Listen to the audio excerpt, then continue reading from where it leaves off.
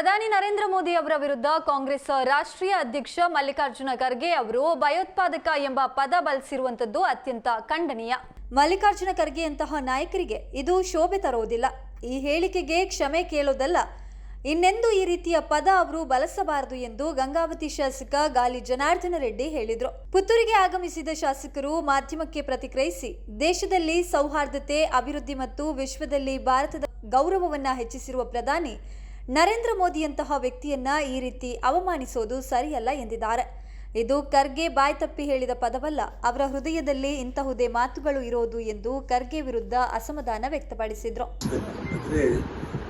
ಸತತವಾಗಿ ಪ್ರಧಾನಮಂತ್ರಿಗಳಾಗಿ ಇಡೀ ವಿಶ್ವದಲ್ಲೇ ಹೆಸರನ್ನು ಮಾಡಿ ಇಡೀ ದೇಶದಲ್ಲಿ ಶಾಂತಿ, ಸೌಹಾರ್ದತೆ ಮತ್ತು ಅಭಿವೃದ್ಧಿ ಮತ್ತು ಇಡೀ ನಮ್ಮ ಒಂದು ಭಾರತದ ಗೌರವವನ್ನು ವಿಶ್ವದಲ್ಲೇ ಒಂದು ಎತ್ತರಕ್ಕೆ ತಗೊಂಡೋಗಿರುವಂಥ ನರೇಂದ್ರ ಮೋದಿಜಿಯವರ ಬಗ್ಗೆ ಮಲ್ಲಿಕಾರ್ಜುನ ಖರ್ಗೆ ಅವರು ಮಾತಾಡಿರುವಂಥ ಮಾತುಗಳು ತುಂಬ ಖಂಡನೀಯವಾಗಿತ್ತು ಅಂತ ಅವ್ರಿಗೆ ಶೋಭೆ ತರುವಂಥದ್ದಲ್ಲ. ಅವರು ತಕ್ಷಣ ಅವರು ಕ್ಷಮೆ ಕೇಳಿದ್ರು ಕೂಡ ಕಡಿಮೆನೆ.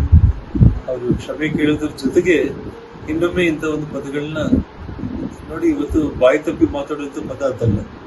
ಅವ್ರ ಮನಸ್ಸಲ್ಲಿ, ಹೃದಯದಲ್ಲಿ ಏನಿದೆ ಅಂದರೆ ಕಾಂಗ್ರೆಸ್ ಪಕ್ಷ ಇಡೀ ದೇಶದಲ್ಲಿ ನಿರ್ನಾಮ ಆಗುವಂಥ ಸ್ಥಿತಿಯಲ್ಲಿ ಒಂದು ಏನೇ ಉಚಿತವಾಗಿ ಕೊಡ್ತೀವಿ ಅಂತಂದ್ರೂ ಕೂಡ ಎಲ್ಲ ಒಂದು ಕೇವಲ ವಿದ್ಯುತ್ ಮಾತ್ರ ಅಂತಲ್ಲ, ಪ್ರತಿಯೊಂದು ಇವತ್ತು ನಾವು ಯಾವುದೇ ನೀವು ತಗೊಳ್ಳೋದ್ರಲ್ಲಿ ಎಲ್ಲದರಲ್ಲೂ ಕೂಡ ಅವರು ಬೆಲೆ ಹೆಚ್ಚು ಮಾಡೋದ್ರ ಜೊತೆಗೆ ಜನರ ಒಂದು ಜೇಬಿಗೆ ಅವರು ಕೊಳ್ಳೆ ಹೊಡೆಯುವಂಥ ಕೆಲಸ ಈ ಸರ್ಕಾರ ಮಾಡಿರುವಂಥದ್ದು.